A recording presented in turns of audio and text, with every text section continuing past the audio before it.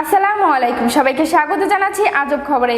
মঙ্গল গ্রহে ঘুরে বেড়ানোর রহস্যময় এই বস্তুটি কি, বিস্তারিত জানাচ্ছি আমি সুরভি আক্তার। মঙ্গল গ্রহে ধরা পড়েছে অদ্ভুত এক রহস্যময় বস্তু। সেই বস্তুতে দেখা মিলেছে উজ্জ্বল আলো। সম্প্রতি নাসার মঙ্গল গ্রহে একটি অদ্ভুত উজ্জ্বল আলো ধরা পড়েছে, যা নিয়ে শুরু হয়েছে কনস্পিরেসির নতুন জল্পনা। সেই আলো যেভাবে একই জায়গায় স্থির হয়ে রয়েছে, তাতে ক্যামেরার কোনো ভুল বা দাগ বলে মনে হচ্ছে না। এটি কোনো প্রাণের সন্ধান দিতে পারে বলে তাদের দাবি, কিন্তু নাসা এই নিয়ে বেশি খোঁজ নিল না কেন? আসলে রোভারকে কাছে নিয়ে গেলে তার ক্ষতি হতে পারত বলে নাসা এটি নিয়ে আর এগোয়নি বলে কনস্পিরেসির দাবি।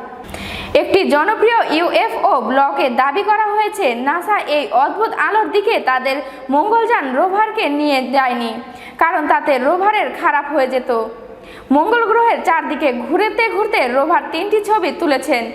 3বার যে ছবি উঠেছে তা কোনো রেডিয়েশন বা কিছুর রিফ্লেকশন হতে পারে না বলে এই ব্লগটি দাবি করা হয়েছে।